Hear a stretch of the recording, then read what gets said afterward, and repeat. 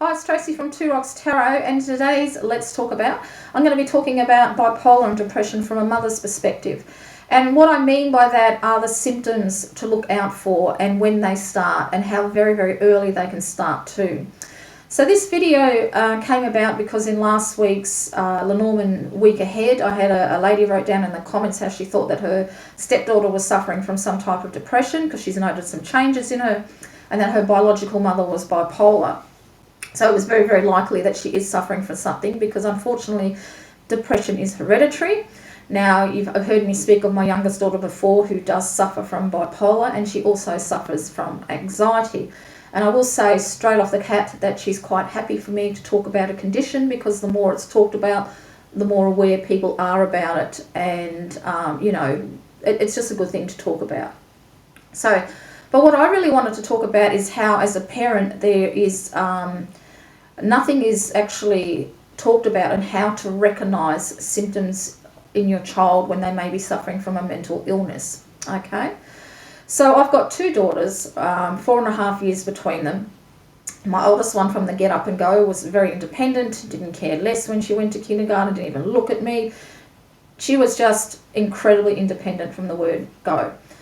My second daughter, however, and this is why I want to talk about the symptoms and the signs that are there, because they can start at a very early age, and I believe now at 54 and looking back on it, that the signs were there from when I was pregnant with her. And what I mean by that is that while I was pregnant with her, my first daughter when I was pregnant was like a soccer ball from the get up. You know, as soon as you could start feeling, and the earliest signs that you could feel of them moving around with you, I felt with her. My second one was very sluggish. She hardly ever moved, okay? But when there were loud noises or anything like that, she used to jump. So she used to jump and make me jump, because it really jumped like it felt like she was going to come out of my throat. So I do believe that's when the anxiety set in, right when I was pregnant with her, because I never felt that with my oldest daughter. A bomb could have gone off on the couch next to me while I was pregnant with her, and she wouldn't have batted an eyelid. There was there was nothing. But with my second one, yes. So any loud noises like that used to make her jump in my stomach.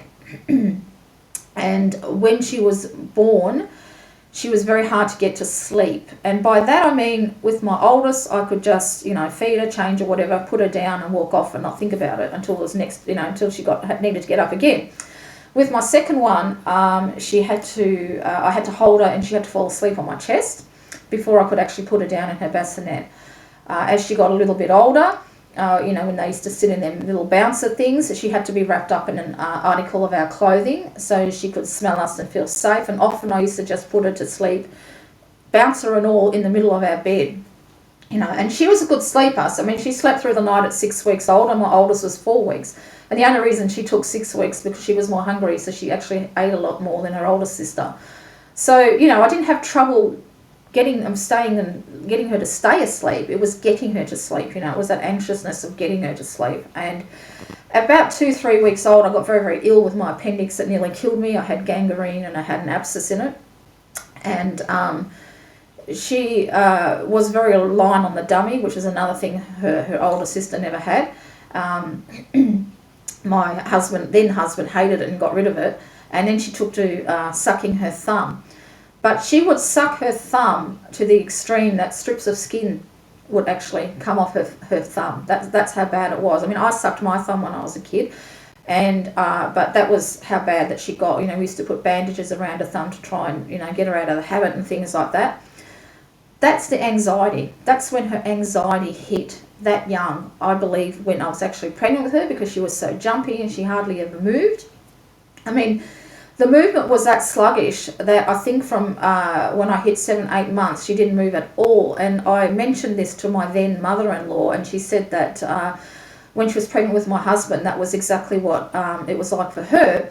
And that she even, the doctors even told her that he had died. That's how little he moved.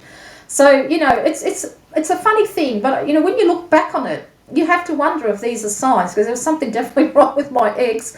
Not that he ever got diagnosed or sought help or anything like that, so God knows what it was that he had.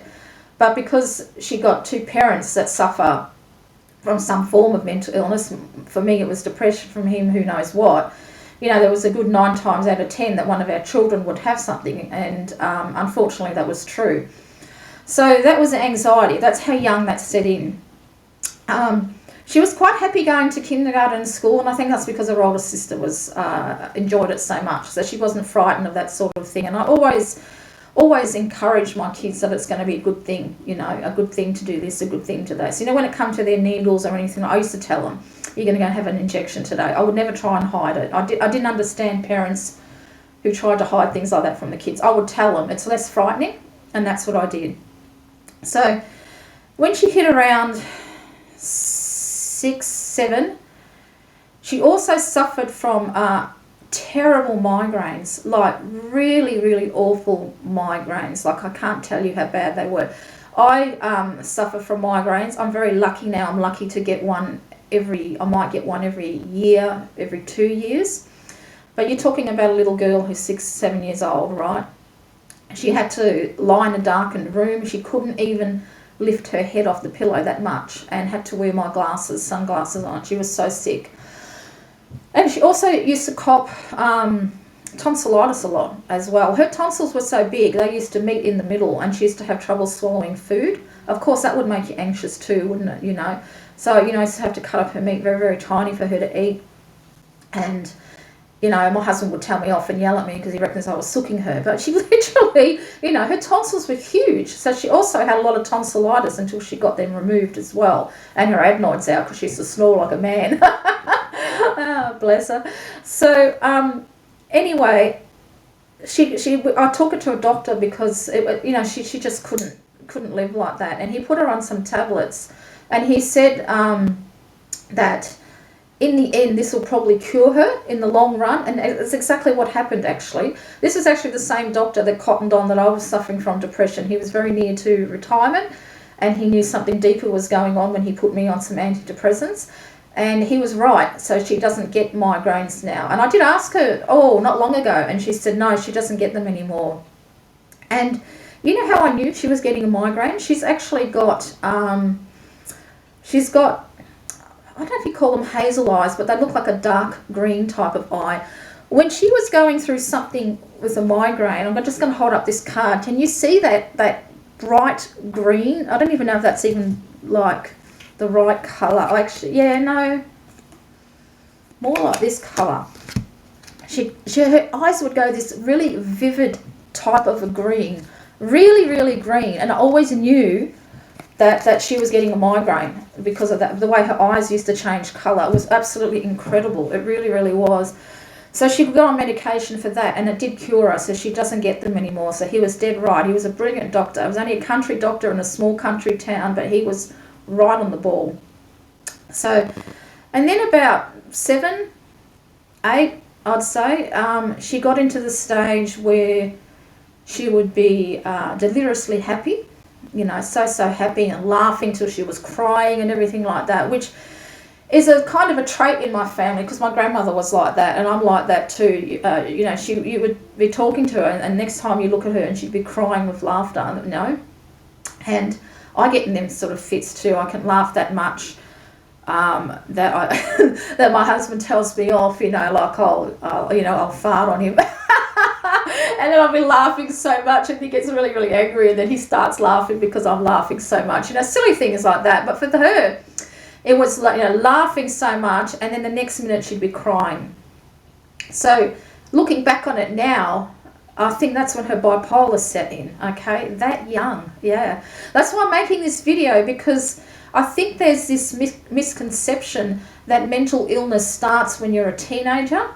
And it's not true. It can start like I think it started, her anxiety, right when I was pregnant with her.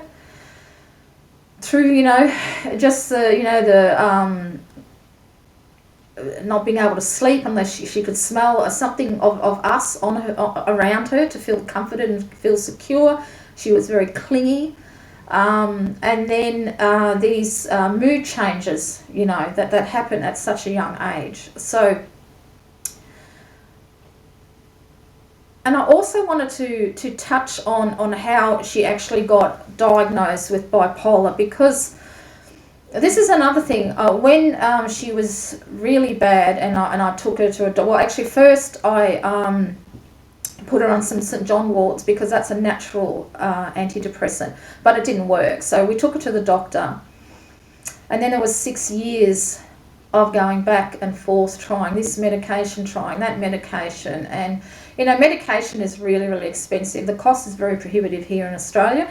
So if it's not on the public subscription list, you pay full price. So you can pay as much as $62 for some types of medication. If it is on the PBS, well, then it's like half the price. You're only paying like $15. So it's not only is the stress of trying to find the right medication, because you're getting misdiagnosed with depression, because everyone just thought she had depression and anxiety. Well, actually, the anxiety didn't even get picked up, I don't think. It was just they kept on thinking she was depressed. It was only when there was a teacher that said to her, who was watching her, and said, I think you need to go and see a psychiatrist, because she was a psychiatrist, that she went. And after 6 years of trying all these different things, she finally got diagnosed within 5 bloody minutes. 5 minutes, he knew what was wrong with her. And then there was another long road of finding the right medication. So lithium, she went on, I think, pretty much straight away. And with lithium, you have to get and I'm not sure if it's your kidneys or your liver, but you've got to get a blood test every 3 or 6 months to make sure it's not affecting your that organ. You have to, because it has to be the right amount for your body weight. So at one stage it started to affect it, so they had to bring it down and then bring it back up again. And it's a very fine tuning, it is, because depression and bipolar is a chemical imbalance in your brain, but bipolar is like a bloody tsunami. It really, really is. It's very, very hard. And I always knew, it's really going to sound weird, but I always knew when she was feeling bad, because her eyes would go almost black. And I'm not talking about like when you see demons, when their eyes go black. Her pupils would go huge, so you wouldn't see the colour in her eye. And I knew that she wasn't feeling right.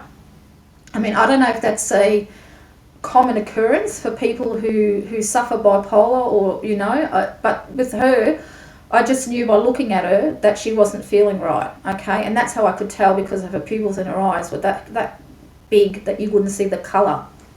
So she saw, I can't remember how long she saw this psychiatrist for, but it ended up that she was sick of taking so much medication. It was about $200 a month, and she was struggling with work, getting a job, and then keeping a job, because a lot of the medicine made her ill. So if she forgot to take her medication in the morning, she would be violently ill. And by ill, I mean throwing up until she couldn't even stand hardly, okay? And she's very open and upfront when she gets the job. She tells them that she's suffering from bipolar, because it's not something that you can hide, you just can't hide it. And the one place that she worked at, they didn't really, not that they didn't believe her, but I don't think they thought that it was that bad, until one day she forgot to take her medicine, and she was throwing up that much that they sent her home. And they then did say afterwards, when she went back, that they couldn't believe how ill it made her, and it really changed their perspective on how they looked at her and now at people with mental illness. So there's that factor too, that's how sick, if you just forget one minor, if you forget your morning dose, okay? And then, she was sick of it. She felt like a zombie. She just didn't feel right, and she looked like one too. She was very, you're talking about who, as a child, whose nickname was Smiley. So she was a happy child. She was a happy child until all these things, got out of control. So she went back and said she wanted to get weaned off her medication.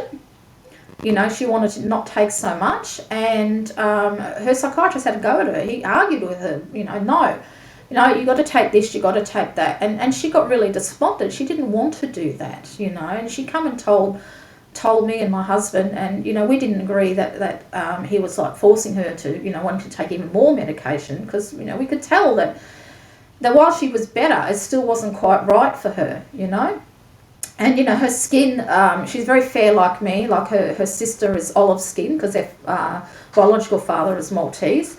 But, her skin went very sallow looking. She wasn't eating much, you know. She's on the thin side like I used to be. So at my worst with my depression, I was 40 kilos, okay? But my normal weight when I was young, right up until I hit 40, was around 50, 55 kilos. I think I went up to 55 when I had my first child, I think it was, my first child. My oldest one, I think. I went up to 55. So I was always that's how much I used to weigh, 55 kilos, for many, many, many years. And I thought I had my father's gene, who was 87, still weighs as much as he did as a 19. It really shits me. I didn't get it. I got my mother's German genes, and I'm quite plump now. But anyway, she couldn't eat much and things like that. So I can't remember exactly how it happened. So she stopped seeing him, and I think I don't know if she weaned herself off. I'm pretty sure she weaned herself off everything but the lithium, because all she takes now is the lithium and some vitamin B, some vitamins to make sure that she's well. But she did go and see a psychologist who was recommended by one of her friends, and she was wonderful. And why psychologists can't prescribe medicine, I think she played a part in helping her get off what she felt she didn't need, and just keep her on the lithium. I'm not 100% sure, because she doesn't tell me everything, my youngest daughter, but I know there was quite a cycle of weaning it off and just getting to the point where she is now just taking the lithium and nothing else. All right. And then she also went vegetarian about 3 years ago, and I was a little bit worried because she's on the thin side. But it's actually helped her gain weight. Her weight is steady, and she's absolutely bloody glowing. It's absolutely fantastic. And she's gone vegan now, so I think she's been vegan only for probably about a year, I'd say, something like that. It was a long, long battle to get to where she is now, and it's something, unfortunately, that she's always going to have to keep a tight rein on. But it also took her a while to accept that she needed to take medication. So that's another battle as a parent that you may have to go through, that they don't want to take medication because, I don't know why, but there's just stigma of taking medication. I mean, if anyone's sick, we take medication if we need to. But when it comes to mental illness, there's this stigma about having to take medicine for it. It is a chemical imbalance. Don't forget that, It is a chemical imbalance, and this needs to be corrected for you to feel normal. So I can't remember exactly now, because she's going to be 28 this year, so I can't exactly remember how she got off all of it and just is on the one thing, but she did it. She's a very, very strong woman, very, very strong woman. She never gave up on herself, even though she wanted to at times. It's amazing how far she has come. So and to talk to bipolar as well, because it's so erratic, and when you're on a high, you can do things on the impulse, you can do weird things, okay? So one of the things that she did is she bought a ticket to England, I think it was 3 months or something like that, and she come back within a month because she was absolutely miserable. She hated it over there, she really, really did. And then I think that was when she realised she needed to stay on her medication and take it regularly. And there was a point where she couldn't afford it anymore, because she only ever got part-time, and I think she lost one of her jobs or got made redundant or something like that. I can't remember now. It took her a long time to get another job anyway, and she stopped taking it, and she didn't tell us. And she got, she got more and more miserable, and then it finally come out she couldn't afford her medication. And my husband said, for God's sake, we'll buy it for you, you need to take it, don't worry about the money. So we bought it for her until she got another job and she was on her feet again, sort of thing. So, there is that, where they don't want to ask for help, even though they need it. You're going to have to be eagle-eyed and try and spot it, why suddenly, sort of thing. Could be because they're not taking their medication, because they couldn't afford it, or they just don't want to, feel like they don't need it. Because once they start feeling better again, they feel like that they don't need to take it. It's a bit of a vicious cycle, and so they stop taking it, and of course you go low again, they go back downhill. So that's another thing to look out for. Now, about 2 years ago, she decided she got a good job, and she worked long hours. Like I'm talking about 12-hour shifts in the printing industry. And she saved up for a 5-week holiday to Europe. She says she went back to England, and she went to France, and she went to Italy, and she had an absolute ball because she was emotionally stable again. She was fine, and she had such a good time. Such a good time that when she got back, she'd come back and told us that she's going to move over there for 2 years.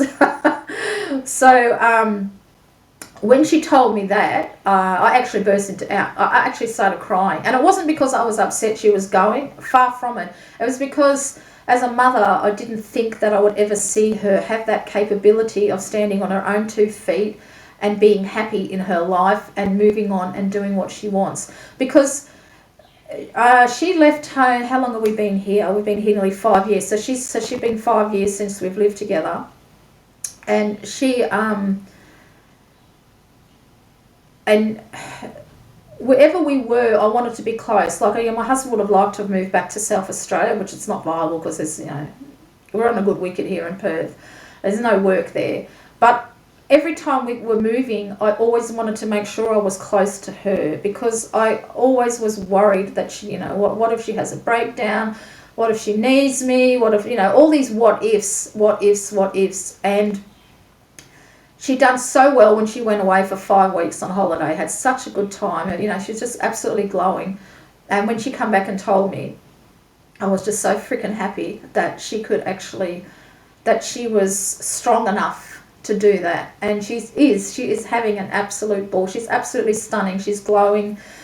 She looks really, really, the best that I've ever seen her. Truly, she does. She looks fantastic, but it took many, many years for her to reach to that point. And, she's going to be 28 this year, and it's only the last 2-3 years that she's gotten to that stage where she's in control of her life and her emotions. I mean, she still has bad days, don't get me wrong. She always will. That's just what it's like with mental illness. I don't take antidepressants myself anymore. I haven't taken any for quite a while. But it's always... I still do get depressed, not a lot. There was a stage this year that I was getting pretty bad again. I thought I may have to go back on them, but I'm okay. So I'm still all right. I don't feel like I need to yet, but... That's the thing with it. My depression compared to hers, of course, is like mild. It's like chalk and cheese, really, But because it's such a unique thing, everybody experiences it differently. That's why it's so hard to treat, because each one of us is an individual. There's different things, there's very, very different things. So she's, my story had a good ending to it. Some people don't.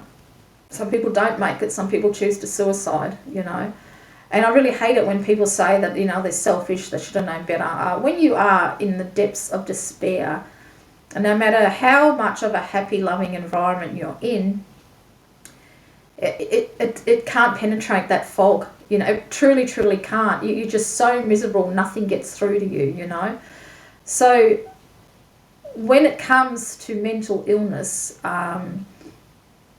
and how you talk to people and how people talk about mental illness. For myself personally, I don't think there've really been that many great strides in it.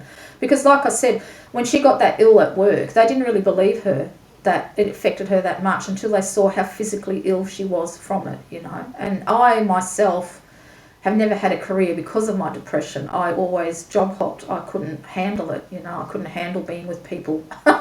Literally, that's my problem. That's why I'm such a hermit. I don't really like being with people. It's just who I am, I never get bored at home. I love it.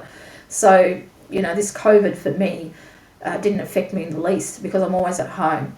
And that's another thing I want to talk about, the COVID too, because just before it struck, and unfortunately she got robbed at a flat that she was living in. She lives in Manchester in the UK. So she decided that she would move into a shared accommodation. It's a 3-story house where there's other people in there. And she said to me, Mum, I'm so glad that I did, because it would have been really bad for me to be on my own all this time. And because of the lockdown, all of the people in the house are now spending a lot of time together.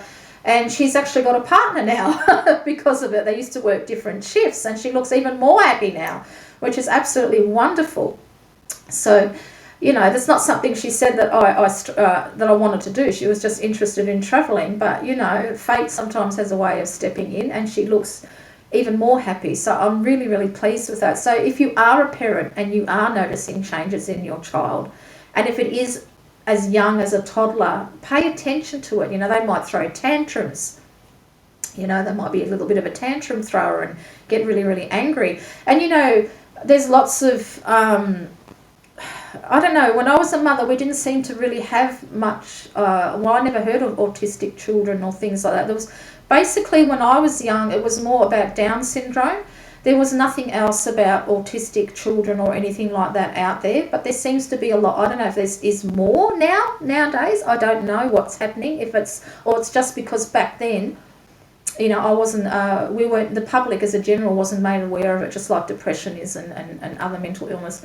There was no real awareness of it, So you have to really make sure that what's being diagnosed is correct, and I think if you think it is a mental illness, is just to book in and see a psychiatrist. She did go down the road of seeing a psychologist to doing cognitive, I can't pronounce it.